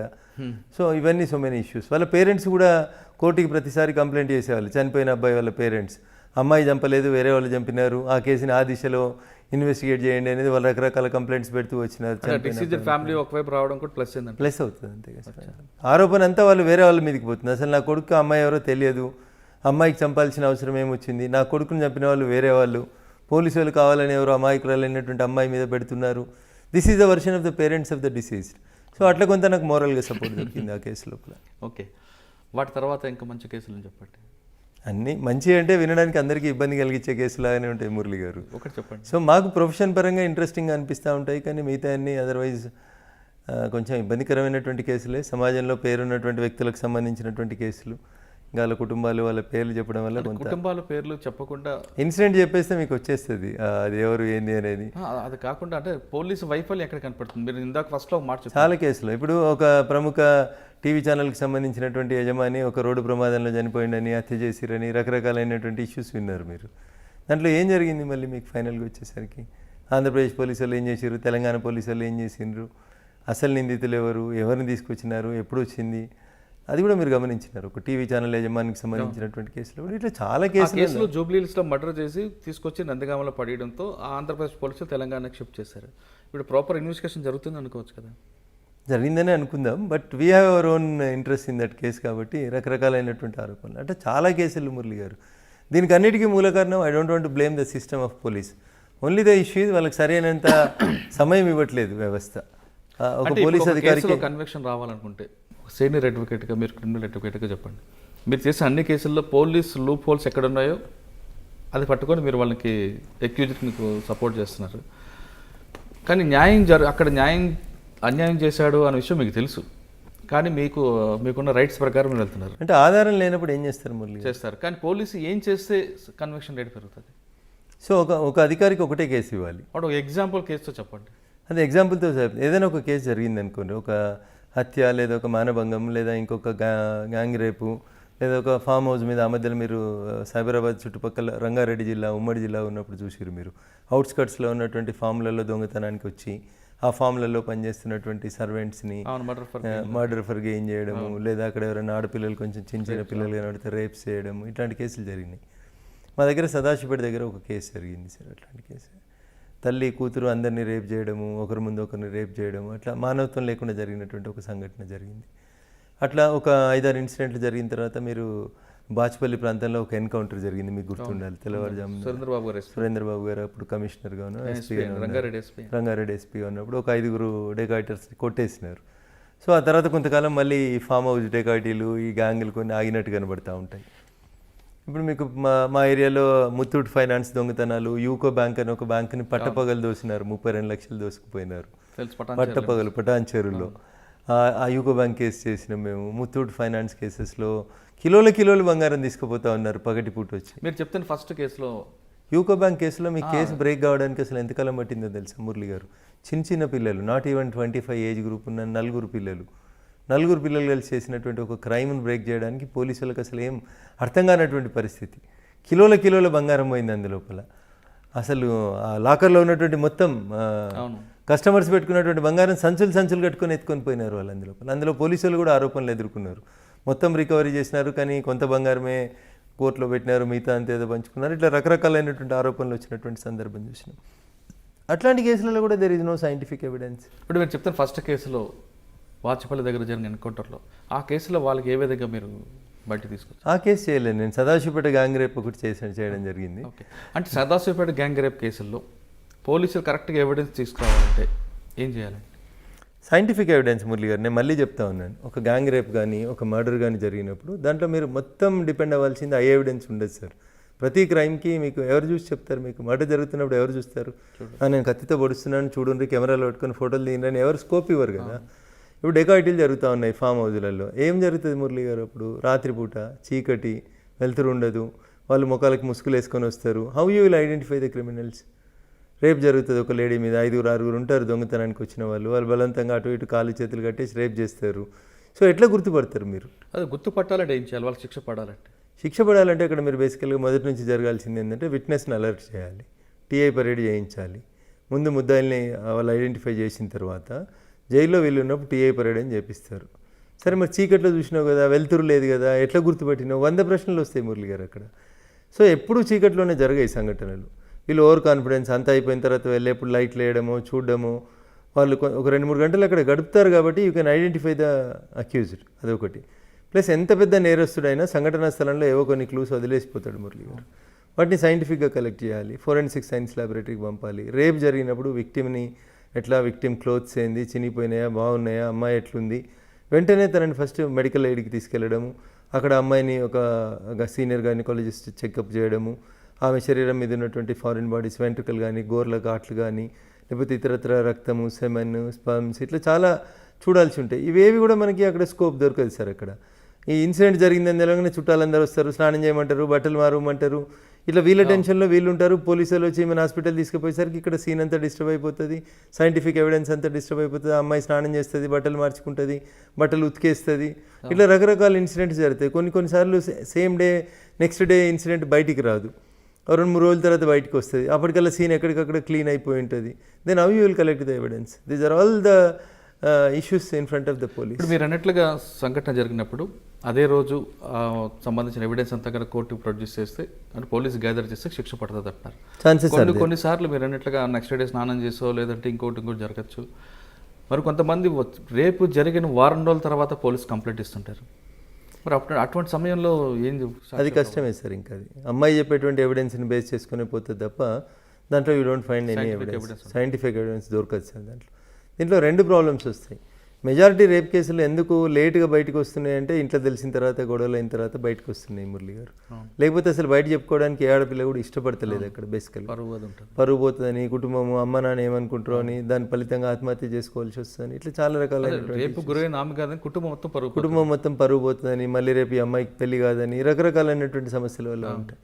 సో అట్లాంటి వాటిల్లో when the matter came before the court, ఆ అమ్మాయి ఎంత కాన్ఫిడెంట్గా నిలిచని చెప్తుంది, తన పట్ల జరిగినటువంటి అత్యాచారాన్ని ఆమె కోర్టులో చెప్పగలుగుతుందా? That is within the 4 వాల్సే జరుగుతుంది. అందరు అడ్వకేట్లని, మిగతా వాళ్ళందరినీ, కేసుకి సంబంధం లేని వ్యక్తులందరినీ బయటికి పంపించే కేసు ట్రయల్ నడుపుతారు. కానీ అది అంత ఈజీగా కన్విక్షన్ రాదు. అమ్మాయి కొంత ఎడ్యుకేటెడ్ అయి ఉండి తనకు జరిగినటువంటి అన్యాయాన్ని పూసగుచ్చినట్టు జడ్జి గారికి చెప్పి కన్విన్స్ చేయగలగడంతో పాటు అక్యూజ్ని ఐడెంటిఫై చేయడం అనేది మోర్ ఇంపార్టెంట్.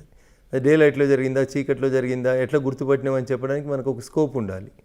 లేదు ఆ సంఘటన జరుగుతున్నప్పుడు మనం ఏమైనా ఎదురుదాడి చేసినామా, తిరుగుబాటు చేసినామా, ఆ తిరుగుబాటులో ఆ వ్యక్తికి ఏమైనా గాయాలైనాయా శరీరం మీద, these are all things to be taken into consideration. కొన్నిసార్లు ఆడపిల్ల ఇట్లా శరీరాన్ని రక్కుతుంది, ఆ గోర్లలోకి ఏమైనా వచ్చిందా, ఆ గోర్లలో ఏమైనా ఎదురుగున్నటువంటి ముద్దాయి యొక్క స్కిన్ వచ్చిన DNA టెస్ట్కి పంపించి తీసుకోవచ్చు కదా మురళి గారు. సో ఎవిడెన్స్ చేయాలంటే చాలా బాగా చేయొచ్చు, చాలా చోట్ల ప్రకారం చేయలేకపోతున్నారు. పని ఒత్తిడి బేసికల్గా నేను అనేది. తర్వాత మీరు చేస్తున్న అన్ని కేసులు చెప్పుకొచ్చారు. ఒక కేసులో పోలీసు కరెక్ట్గా ఎవిడెన్స్ ఉంది కాబట్టి నేను ఆ అక్యూజ్డ్కి అంటే మీ క్లయింట్కి న్యాయం చేయలేకపోయిన కేసు ఏముందా? ఇదే ఇప్పుడు నేను చెప్పిన ఈ సదాశివపేట గ్యాంగ్ రేప్ కేసు లోపల కొంత మోరల్ కన్విక్షను, కొంత తల్లి కూతురు ఇద్దరిని రేప్ చేయడము, ఆ అమ్మాయి చిన్నమ్మాయి 14 years 9th class student. So వీళ్ళేమో రాక్షసులాగా పడి దారుణమైనటువంటి సంఘటన. అమ్మ నాన్న కూతురు ముగ్గురే ఉన్నారు ఆ ఫామ్ హౌస్లో. దాంట్లో తల్లిని రేప్ చేసి, కూతురుని రేప్ చేసి, భర్తను కట్టేసి, కొట్టి తెల్లవారుజామున 4 దాకా వాళ్ళతో ఛాయ్ పెట్టించుకొని తాగి రాక్షసానందం పొంది పోయినారు. సో దాంట్లో పోలీసు వాళ్ళు కొంత తెలివిగా బిహేవ్ చేసినారు. ఆ 9th class అమ్మాయి అయినప్పటికీ కూడా she stood in front of the court. So that is the case where I felt something bad. మోరల్గా కూడా నేను సరేలేనేమోలే, అంత ఆర్గ్యూ చేయడం కూడా కరెక్ట్ కాదేమో అన్నట్టు ఒక రకంగా జడ్జి గారి ఫీలింగ్స్ కూడా చూస్తూ ఉంటే బెంచ్ మీద నుంచి ఈ కేసును ఆర్గ్యూ చేయడం అవసరం అనేటువంటి రీతిలో రాహభావాలు కనబడ్డము. సో నేను ఎంత కన్విన్స్ చేసే ప్రయత్నం చేసినా ఇంకా నాకు అర్థమైపోయింది the mood of the court is something different అని అనుకున్నప్పుడు మనం కూడా ఏం చేస్తాం మురళి గారు, సరే మనం ప్రయత్నం చేసాం, వాడికి ఆ పిల్ల ఎవిడెన్స్ గట్టిగా చెప్పింది కాబట్టి ఎదవలు పోతున్నారు అనుకుని వదిలేయాల్సి వచ్చింది తప్ప తర్వాత వాళ్ళు పూర్తిగా కన్విక్షన్ పడింది, వాళ్ళకి లైఫ్ పడింది, దే ఇన్ ద జైల్లో ఉంది. ఓకే. తర్వాత మీరు అన్నట్లుగా మోరల్స్ అంటే మీకు మీలో ఉన్న మానవత్వం ఒక్కసారి బయటకు రావడం అంటే ఆ పిల్ల ఎవిడెన్స్ చెప్తూ ఏడ్చిన సందర్భం లోపల చూస్తే ఏ క్రిమినల్ అడ్వకేట్ కూడా కొంత క్రాస్ చేసే సమయంలో ఇబ్బంది పెడతాడు. ఆ చిన్నపిల్ల తెలియకుండా అంకుల్ ఇట్లా చేసినారు అట్లా చేసినారని విట్నెస్ బాక్స్లో నిల్చొని చెప్తున్నప్పుడు ఆ పిల్లకి జరిగినటువంటి అన్యాయాన్ని గురించి వింటున్నప్పుడు జనరల్గా ప్రతి ఇంట్లో స్త్రీలు ఉంటారు కాబట్టి కొంచెం ట్రయల్ చేసేటప్పుడు మనకెంత అమ్మాయిని క్రాస్ చేయాలని ఉన్నప్పటికీ కూడా ఆ అమ్మాయి బాక్స్లో నిల్చొని అంకుల్ నాకు తెలియదు అంకుల్ ఇట్లా అవుతుందని ఇట్లా చేసినారు అట్లా చేసినారని అంటున్నప్పుడు కొంచెం ఎక్కడో ఒక దగ్గర మనిషి అనేటువంటి కొంత ఫీల్ వచ్చినప్పుడు you can do proper justice there Murali garu. Okay సరే, ఇక మనం లేటెస్ట్గా దిశ కేసు వరకు వస్తే దిశ కేసు సంబంధించిన విషయాలు మాట్లాడే ముందు మీరు ప్రొఫెషనల్ అడ్వకేటా, కమర్షియలా, సర్వీస్ మోటవా? సరే, నేను చేసిన మొట్టమొదటి మర్డర్ కేసు అని మీకు ఇందాక చెప్పినాను కదా మురళి గారు, దాంట్లో నేను ₹1 తీసుకోలేదు. ఉల్టా వాడు జైల్లో ఉంటే వాళ్ళ పేరెంట్స్ పట్టించుకోకపోతే రిలీజ్ అయిన రోజు బస్కిరాయిలు ఇచ్చి ఊరికెళ్ళి బుద్ధిగా బతుకమని చెప్పి పంపించినాను సార్. అట్లా ఇట్ ఆల్ డిపెండ్స్. మొత్తం త్యాగమే చేస్తామంటే త్యాగం చేస్తామని చెప్పను మురళి గారు, ఎందుకంటే నాకు కడుపు ఉంది, నాకు కుటుంబం ఉంది, బతకాలనే ఆశ ఉంది కాబట్టి. సో ఎవరికైతే పేయింగ్ కెపాసిటీ లేనటువంటి పేద ప్రజలు ఉంటారో, నిజంగా రఘునందన్ రావు మా తరఫున వచ్చి నిల్చుంటే మాకు న్యాయం జరుగుతుందని చాలామంది వచ్చి అడుగుతూ ఉంటారు. అట్లాంటి కేసులలో I don't expect anything Murali గారు. ఇప్పుడు మురళి గారికి పేయింగ్ కెపాసిటీ బాగుంది, బయట దగ్గర 1,00,000 తీసుకునే దగ్గర మురళి గారి దగ్గర 10 లక్షలు తీసుకోవచ్చు అనుకుంటే ఐ ఛార్జ్ హిమ్ 10 lakhs. ఎందుకంటే you have that paying capacity. ఇష్టం ఉంటే ఇవ్వండి, లేదంటే చాలామంది అడ్వకేట్లు ఉన్నారు వెళ్ళండి అన్నప్పుడు వాళ్ళు ఫీల్ అవుతారు. ఏమన్నారే మీరైతేనే కేసు గెలుస్తామనే విశ్వాసం కొద్ది వచ్చినాం సార్, మీరు ఎంత అడిగినా ఇస్తాం సార్ అన్నప్పుడు వీ విల్ టేక్ మనీ. అక్కడ అట్లాంటి కేసులలో తీసుకుంటాను. నాకు అంత మొహబ్బత్ ఏముండదు, ఎందుకంటే తప్పు చేసినాడని నేను ఫీల్ అవుతున్నాను కాబట్టి I will charge him like anything. ఎందుకంటే నా అవసరం చెప్పి నేరం చేసి మీ దగ్గరకు వస్తే మీరు కాపాడతారా? నేను అట్లా కూడా చెప్పలేదు మురళి గారు మీకు. నేనేం చెప్పినా, నేను వకాలత్ అనేది నా ప్రొఫెషన్. మేము ఓత్ తీసుకున్న రోజు మాకేం చెప్తారు, మీరు ఎవరి తరఫున వకాలత్ ఫైల్ చేస్తే అతను ఓన్లీ నేరం ఆరోపించబడినటువంటి వ్యక్తినే మీ ఆర్గ్యుమెంట్స్ ఉండాలి తప్ప అతను నేరం చేసిండని నువ్వు నమ్మితే నువ్వు కేసు ఆర్గ్యూ చేయలేవు అని చెప్తారు మురళి గారు. అందుకని మేము వకాలత్ ఫైల్ చేసేటప్పుడే నా క్లయింట్ నిర్దోషనే వకాలత్ ఫైల్ చేసి ఆర్గ్యూ చేస్తాం. నేను మనస్ఫూర్తిగా మీరు నేరం చేసిందని నమ్మినా అనుకోండి, నా మనసు నమ్మింది అనుకోండి, ఇందాకటి కేసులో చెప్పినట్టు ఆ అమ్మాయి వచ్చి విట్నెస్ బాక్స్లో అంకుల్ అనగానే గుండె కరిగిపోతే you can't argue your case properly. So అట్లా అన్ని కేసులని డబ్బుతో లింకప్ చేయలేము మురళి గారు. డబ్బు అవసరం ప్రాక్టీస్ చేసే అడ్వకేట్లకి. చేస్తున్న పరిణామక్రమంలో డబ్బు వస్తుంది, మాకు వద్దని రాదని చెప్పలేను మేము. కొందరు నిజంగా తెలిసి డబ్బు ఎక్కువ ఉండి క్రైమ్ చేసిన వాళ్ళు వస్తారు, మాకు కూడా తెలుసు వీడు క్రైమ్ చేసినట్టు ఉన్నాడని అనుమానం ఉంటుంది. But it is our profession కాబట్టి we will defend that gentlemen. అంటే మర్డర్లు చేసి రేప్ చేసి ఎవరైనా మీ దగ్గరకు వచ్చారా? చాలామంది, చాలా కేసులు వచ్చారు.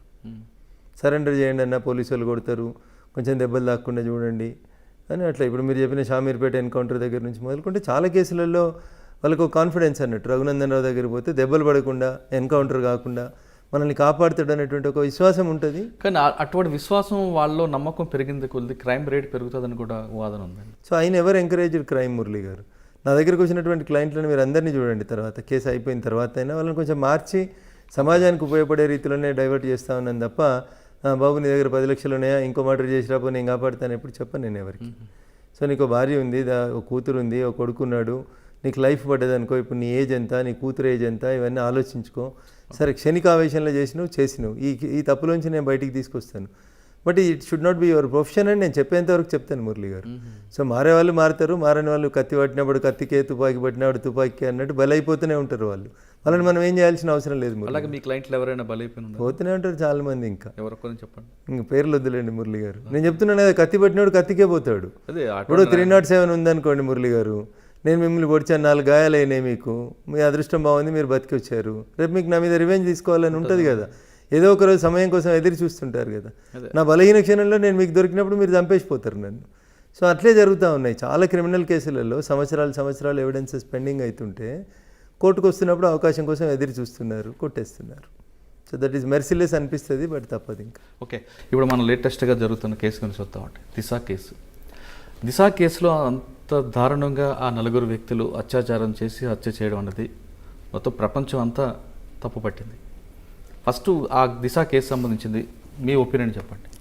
So it is a failure on the part of the సిస్టంలో జరిగినటువంటి ఫెయిల్యూర్స్. టోల్గేట్ దగ్గర లైట్ లేకపోవడాలు, సీసీ కెమెరాలు లేకపోవడం, అమ్మాయి అంత చదువుకున్న అమ్మాయి అయినప్పటికీ కూడా టోల్గేట్ దగ్గరికి పోయి నిల్చుంటే తనని ఇంకొక వృత్తిలో ఉన్నటువంటి అమ్మాయిగా భావిస్తారేమో అని తను ఫీల్ కావడం. ఇట్లా దిశ సంఘటన లోపల సమాజం నేర్చుకోవాల్సిన విషయాలు, తల్లిదండ్రులు నేర్చుకోవాల్సిన విషయాల్ని చాలా దిశ సంఘటన నేర్పించింది. తల్లిదండ్రులు ఏ విధంగా నేర్చుకోవాలి? పిల్లలకి మనం చిన్నప్పటి నుంచి ఏదైనా జరిగితే పోలీసు వాళ్ళకి ఫోన్ చేయాలని నేర్పించడం, 100ని వాడుకోవడం ఎట్లా అనేది నేర్పించడం. చెల్లికి ఫోన్ చేసి అంత బాధపడ్డ అమ్మాయి ఇంకొంచెం యాక్టివ్గా మూవ్ అయ్యిండి ఉంటే తన ప్రాణాన్ని తనకు కాపాడుకునేగలేదు కదా మురళి గారు. కన్సర్న్ పోలీస్ స్టేషన్కో, 100కో, ఏదో ఒకరికి తనకు తెలిసిన పోలీస్ ఆఫీసర్కో. కానీ మన వ్యవస్థ ఎట్లా తయారైంది మురళి గారు అంటే, పోలీస్ స్టేషన్కి వెళ్ళడం అంటేనే అదేదో తప్పు చేసినట్టు, చెడ్డోళ్ళు మాత్రమే పోలీస్ స్టేషన్కి వెళ్తారు అని చిన్నప్పటి నుంచి పిల్లలకు నేర్పించడం అనేది కొద్దిగా బాధాకరమైనటువంటి విషయం. ఇప్పుడు బాగా అభివృద్ధి చెందిన దేశాలలో ఏం జరుగుతుంది, మిమ్మల్ని అమ్మ నాన్న కొట్టినా, స్కూల్లో టీచర్లు కొట్టినా, you call so and so number అని చిన్నప్పటి నుంచి టీచర్లే చెప్పి నేర్పిస్తూ ఉన్నారు. సో అంత బాగా చదువుకున్న అమ్మాయి, అంత మెరిటోరియస్ స్టూడెంట్ అయినటువంటి అమ్మాయికి 100 కాల్ చేయాలన్న ఆలోచన ఆ నిమిషం రాలేదు చూడండి. ఎందుకు? మన సమాజం అది నేర్పిస్తలేదు మనకి.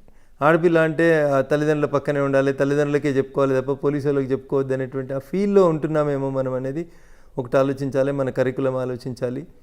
సో అట్లాంటి బాధాకరమైనటువంటి సంఘటన వచ్చినప్పుడు తనంతట తాను ఎదుర్కోవడానికి ఉన్నటువంటి మార్గాలు ఏందని తను ఆలోచించుకోలేకపోయింది. వెహికల్ వదిలేసి వెళ్ళిపోయింటే అయిపోయేది కదా మురళి గారు. ఎక్కడిపోతే నా వెహికల్ రేపు వస్తుందిలే, ఈరోజు కాకపోతే నాకంటే పంక్చర్ అయినటువంటి వెహికల్ని తీసుకొచ్చి టోల్ దెబ్బ దగ్గర నూకి ఆడ తాళం వేసిపోయింటే తెల్లారి వచ్చేది వెహికల్. సో చాలా లాక్యునస్ కనబడుతున్నాయి అక్కడ మనకి. సీసీటీవీలో నిన్న మొన్న పోలీసులు రిలీజ్ చేసినట్టున్నారు, మీడియాలో కనబడుతుంది, లారీ రోడ్డు మీదకి ఎక్కుతున్న దృశ్యాలు కనబడుతున్నాయి. కానీ దిశను వాళ్ళు పట్టుకున్నటువంటి దృశ్యాలు కనబడుతున్న సీసీటీవీలు ఎక్కడున్నాయి మీకు? దిశను వాళ్ళు పికప్ చేసింది, బలవంతంగా లాక్కెళ్ళినటువంటి సీసీటీవీ ఫుటేజ్లు ఏవి? భద్రత మాదే, బాధ్యత మాదే అని చెప్పి పోలీసు వాళ్ళు ఏం భద్రత ఇవ్వగలిగినారు? టోల్ గేట్ల దగ్గరనే జనం ఉన్న ప్లేస్లోనే ఇట్లా జరిగితే జనం లేని ప్లేస్లలో జరిగే క్రైమ్లు ఎంత ఇబ్బంది ఉంటుంది. ఇప్పుడు మీరు రింగ్ రోడ్ చుట్టూ రాత్రిపూట పోండి మురళి గారు, ఏంది మీ పరిస్థితి? ఏం లేదు అక్కడ మీకు. You have no support at all. You have no support at all. Day time వెళ్తారనే ఎవరైనా ఒకరు చూసి అదే మురళి గారు అని గుర్తుపెట్టి ఆగుతారేమో, కానీ చీకట్లో మీ పరిస్థితి ఏంది? రాత్రిపూట రింగ్ రోడ్ మీద ఏదైనా జరిగింది, ఏంది మీ పరిస్థితి? ఎక్కడున్నాయి ఎమర్జెన్సీ ఫోన్స్? ఎక్కడున్నాయి ఎమర్జెన్సీ మొబైల్స్? ఎక్కడ వస్తూ ఉన్నాయి? టోల్ గేట్ల దగ్గర పనిచేసే వాళ్ళకి మన భాష రాదు, వాళ్ళకి మనం ఏం మాట్లాడుతున్నామో తెలియదు, ఎమర్జెన్సీ సర్వీసెస్ తెలియదు, ఏం తెలుసు చెప్పండి? అక్కడ మీకు ఏముంది? రింగ్ రోడ్ మీద మంచినీళ్ళు ఉన్నాయి, టాయిలెట్స్ ఉన్నాయి, ఫోన్లు ఉన్నాయి, హాస్పిటల్ ఫెసిలిటీ లేదు, ఫస్ట్ ఎయిడ్ లేదు, పెట్రోల్ బంక్ ఉండదు, అసలు పెట్రోల్ బంక్ ఉండదు, మంచినీళ్ళు ఉండవు. ఏముంది మీకు రింగ్ రోడ్ మీద చెప్పండి? ఏమన్నా ఉందా? ఇతర దేశాలలో ఉండే రోడ్ల మీద ఉండే ఫెసిలిటీస్ ఏంది, మన దగ్గర ఉండేటువంటి రింగ్ రోడ్లు ఏంది? టోల్ గేట్ల దగ్గర ఏమున్నారు? అక్కడొక పోలీసు వాళ్ళని పెడతారు, కొన్ని సీసీటీవీలు పెడతామంటారు. దానివల్ల ఏం జరుగుతుంది మురళి గారు? సరే, అమ్మాయి హత్య జరిగిందండి. జరిగిన తర్వాత పోలీసులు 4 అరెస్ట్ చేశారు ఇమీడియట్గా. కొద్ది గంటల వ్యవహారంలో వాళ్ళకున్న టెక్నాలజీ చూసి ఆ 4 పోలీస్కి కస్టడీకి ఇచ్చిన తర్వాత వాళ్ళ 4 ఎన్కౌంటర్ అయ్యారని పోలీస్ వెర్షన్.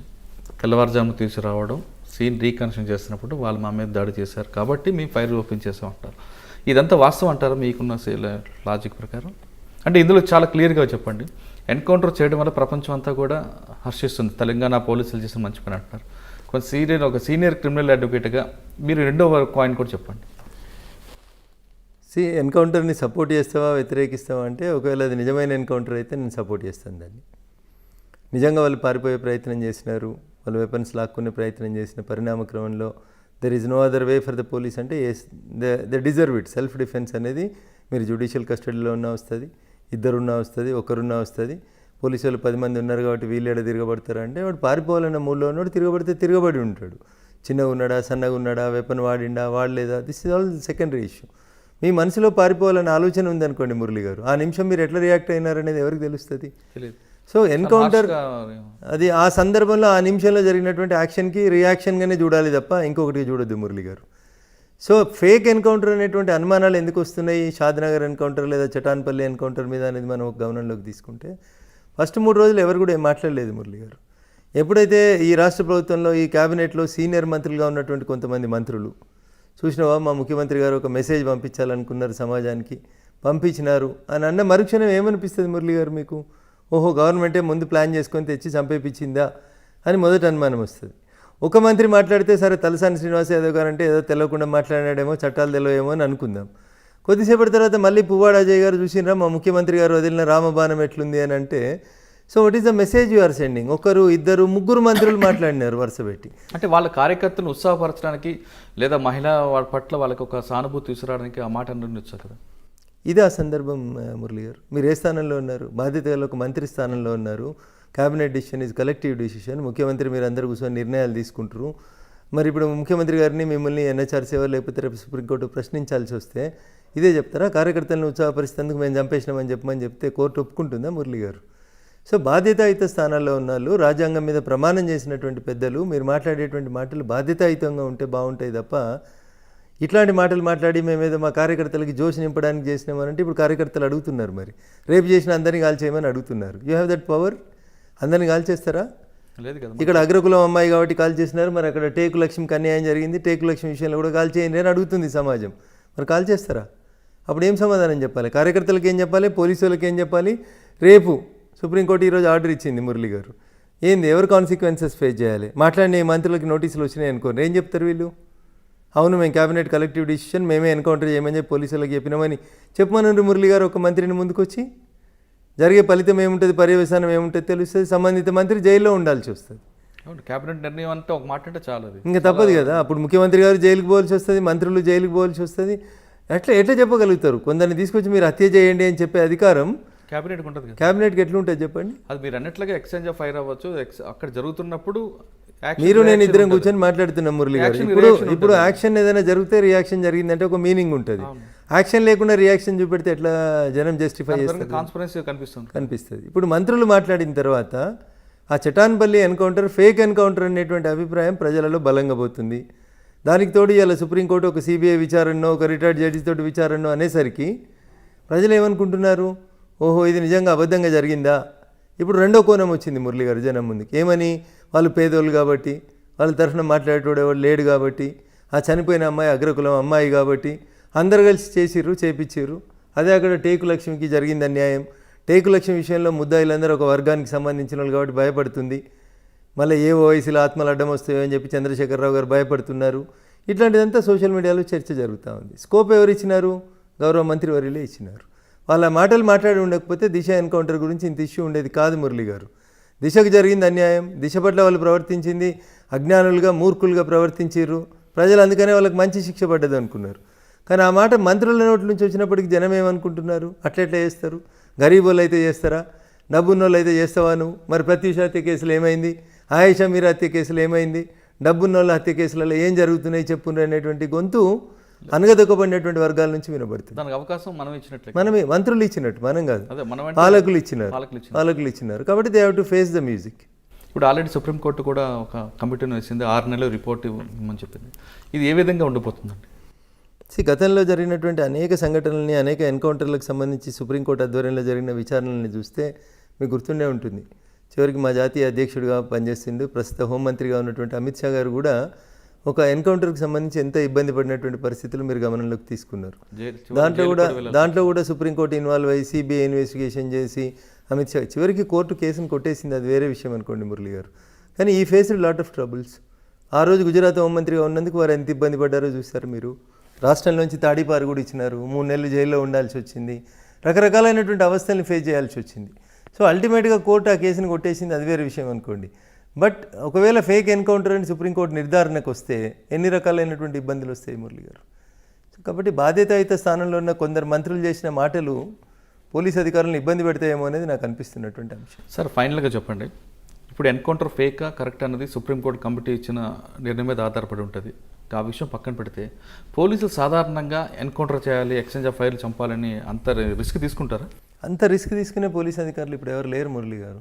ఎప్పుడో 10 సంవత్సరాల క్రితం మానవ హక్కుల గురించి గొడవలు తక్కువ జరుగుతున్నప్పుడు, ఈ సీసీ కెమెరాలు లేనప్పుడు, టెక్నాలజీ లేనప్పుడు, మన మూమెంట్ని, మన సెల్ ఫోన్లని రికార్డింగ్లు జరుగుతలేనప్పుడు అవన్నీ జరిగినాయి మురళి గారు. అప్పుడు ఎన్కౌంటర్ అంటే కొంచెం ఈజీగా తీసుకునే వాళ్ళు పోలీసు వాళ్ళు, పెద్దగా ఎవరు పట్టించుకునే వాళ్ళు ఎన్కౌంటర్ గురించి కాదు. కానీ ఇప్పుడు ప్రతి ఒక్కరు పట్టించుకుంటున్నారు. మీడియాలో అవేర్నెస్ వచ్చింది, సోషల్ మీడియాలో వచ్చింది, సీసీటీవీలు కనబడుతున్నాయి. మీ ఫోన్లో మీరు ఎవరితో మాట్లాడినారు, ఏం మాట్లాడినారు జనానికి అందుబాటులోకి వస్తూ ఉంది. కోర్టులు యాక్టివ్ అయినాయి, ప్రోయాక్టివ్ అయినాయి, పోలీసులు అంటే వ్యతిరేకించేటువంటి సంఘాలు ఎక్కువైపోయినాయి సమాజం లోపల. కాబట్టి ఇప్పుడు ఏరి కోరి ఒక ఫేక్ ఎన్కౌంటర్ చేసి తన ఉద్యోగం మీదకో తన కుటుంబం మీదకో తెచ్చుకునేంత ధైర్యం ఏ పోలీస్ అధికారి కూడా చేస్తాడని నేను అనుకోవట్లేదు. ఎన్కౌంటర్ చేసిన వెంటనే పోలీసుల మీద 302 పెట్టాలన్నది కూడా సుప్రీంకోర్టు గైడ్లైన్స్లో ఉంది. ఇప్పుడు చాలా ఇబ్బంది ఎదుర్కొంటారు కదండి వీళ్ళు. ఖచ్చితంగా ఇప్పుడు 302 రిజిస్టర్ అవుతుంది. వాళ్ళకి గవర్నమెంట్ తరఫున పీపీ ఆర్గ్యూ చేయొద్దు, వాళ్ళు ప్రైవేట్ అడ్వకేట్ని పెట్టుకోవాలి. కొన్ని సందర్భాల్లో సస్పెండ్ అవుతారు, కొన్ని సందర్భాల్లో ట్రాన్స్ఫర్ అవుతారు, కొన్ని సందర్భాల్లో జీతం ఆగిపోతుంది, కొన్ని సందర్భాల్లో ప్రమోషన్స్ రావు, కొన్ని సందర్భాల్లో సుప్రీంకోర్టు మెట్లు ఎక్కాల్సి వస్తుంది, రిటైర్ అయిపోతే పెన్షన్ కూడా ఇవన్నీ రావు. ఇట్లా రకరకాలైనటువంటి ఇబ్బందులు ఉంటాయి. కాబట్టి ఇన్ని రిస్కుల్ని దృష్టిలో పెట్టుకొని ఇప్పుడున్న పరిస్థితులలో తప్పు ఎన్కౌంటర్లు చేయడానికి ఏ పోలీస్ అధికారి కూడా ముందుకు వస్తాడని నేను అనుకోవట్లేదు మురళి గారు. అంటే మనం దిశ ఎన్కౌంటర్ కూడా ఈ వీళ్ళిద్దరు మాట్లాడకపోయి ఉంటే మాత్రం ఖచ్చితంగా రియల్ అనుకోవడానికి అవకాశం ఎక్కువ ఉంది. కానీ వీళ్ళు మంత్రులు మాట్లాడినారు కాబట్టి ఇప్పుడు అది ఫేక్ ఎన్కౌంటర్ ఏమో అనేటువంటి అనుమానాలు ప్రజల్లోకి వస్తూ ఉన్నాయి. సార్ ఫైనల్గా మీలాంటి వాళ్ళందరూ కూడా ఈ ప్రొఫెషన్కి వచ్చేటప్పుడు కొత్తగా వస్తుంది ఒకళ్ళు వాళ్ళకి ఇచ్చే మెసేజ్ ఇది అంటే ఎలాంటి సర్వీస్ చేయాలని మీరు చెప్తారు? ఎలాంటి సర్వీస్ చేయాలని చెప్పాను, ఎట్లా ప్రాక్టీస్ చేయాలో చెప్తాను, బాగా చదవండి అని చెప్తాను, ప్రతి అంశాన్ని నెగ్లెక్ట్ చేయకుండా చూడాలి అని చెప్తాను. చిన్న గుండు సూది దగ్గర నుంచి 2 వెంట్రుకల దాకా మీ కేసు లోపల ప్రతిదీ ఎవిడెన్సే అవుతుంది. సో మనం ప్రతి కేసుని నేను మొన్న ఒక మర్డర్ కేసు గెలిచిన కాబట్టి రేపు వచ్చే మర్డర్ కేసు కూడా అట్లే ఉంటుందని అనుకోవద్దు. ఒక మర్డర్ పట్టపగల రోడ్డు మీద జరుగుతుంది, ఒక మర్డర్ ఒక పొలిటికల్ పార్టీకి ఇంకొక పొలిటికల్ పార్టీకి మధ్యలో జరుగుతుంది, ఒక మర్డర్ చీకట్లో జరుగుతుంది, ఒక మర్డర్ 4 గోడల మధ్యలో జరుగుతుంది. సో మెనీ ఇష్యూస్ ఉంటాయి. ప్రతిరోజు నేను ఒక విద్యార్థిని అనుకొని చెప్పి మీరు చదువు స్టార్ట్ చేస్తేనే న్యాయవాదిగా మనం ఎంత గొప్ప స్థానానికి ఎదగాలో అంత గొప్ప స్థానానికి ఎదుగుతాం. Always you should feel that you are a learner అనుకునే చదువుకోవాలి. ఇంకా నేర్చుకోవాల్సింది చాలా ఉందని అనుకోవాల్సిందే. అంతా నాకే తెలుసని ఎవరైనా అహంగా బిహేవ్ చేస్తే చట్టం రోజు రోజుకి నేరస్తులు మారిపోతూ ఉన్నారు, నేర స్వభావం మారిపోతూ ఉంది, ప్రతి క్రైమ్ లోపల ఎవిడెన్సెస్ మారిపోతూ ఉన్నాయి, పోలీస్ ఇన్వెస్టిగేషన్ మారిపోతూ ఉంది. కాబట్టి ప్రతిరోజు నేను ఒక విద్యార్థిని అనుకుని ఒక అడ్వకేట్ ముందుకు పోతే definitely will be successful lawyer in this country. Okay, ప్రతిరోజు నిరంతరంగా విద్యార్థిని అని భావిస్తే ప్రతి జూనియర్ అడ్వకేట్ సీనియర్ అయిన తర్వాత కూడా స్టూడెంట్గా అనుకుంటే ఖచ్చితంగా అతను మంచి ప్రొఫెషనల్ అడ్వకేట్ అవుతారంటున్నారు రఘునంద్ గారు. ఖచ్చితంగా ఆయన చెప్తున్నట్లుగా ప్రతిరోజు అంటే ఒక కేసుకి తేడా ఉంటుంది. అదేవిధంగా పొగలు అవ్వచ్చు, రాత్రి అవ్వచ్చు, మధ్యాహ్నం అవ్వచ్చు, ఒక కేసులో గెలిచాం కాబట్టి అన్ని కేసులు గెలుస్తామనే ఆలోచన మర్చిపోయి నిరంతరం బుక్స్ చదువుతుంటే ప్రతి కేసుని ప్రతి సుప్రీంకోర్టు జడ్జిని కూడా మనం స్టడీ చేస్తుంటే ఖచ్చితంగా మంచి ప్రొఫెషనల్ అడ్వకేట్ అవుతారంటే తెలుస్తుంది. ఇది ఈ వారం రఘునంద్ గారితో ఎక్సలెంట్ ఇంటర్వ్యూ. వచ్చే వారం మరో గెస్ట్తో మళ్ళీ కలుద్దాం. అంతవరకు నమస్కారం. నేను మీ రఘునందన్ రావు, వృత్తిరీత్యా న్యాయవాదిని, ప్రవృత్తిరీత్యా రాజకీయ నాయకుడిని. ఐ డ్రీమ్ ఇంటర్వ్యూస్లో మురళీ గారితో జరిగినటువంటి ఒక న్యాయవాదిగా నా ఇంటర్వ్యూని చూడమని, ఐ డ్రీమ్ని సబ్స్క్రైబ్ చేయమని, ఐ డ్రీమ్ ఇంటర్వ్యూస్ని ఎంకరేజ్ చేయమని మీకు అందరికీ కూడా సవినయంగా విజ్ఞప్తి చేస్తా ఉన్నాను. Hello, this is Renu Desai. Please subscribe to iDream. Subscribe iDream. Please subscribe iDream. Please subscribe to iDream. For more videos, subscribe iDream. Hi, this is Revati Chaudhary. For more videos, please subscribe iDream. నా పేరు Daneti Vanitha, women and child welfare minister. For more videos please subscribe iDream. For more videos, please subscribe iDream. మీరందరూ కూడా iDream ఛానల్ని subscribe చేయాలని కోరుకుంటున్నాను. I'm Sucharita, Home Minister of Andhra Pradesh. For more videos, subscribe iDreams.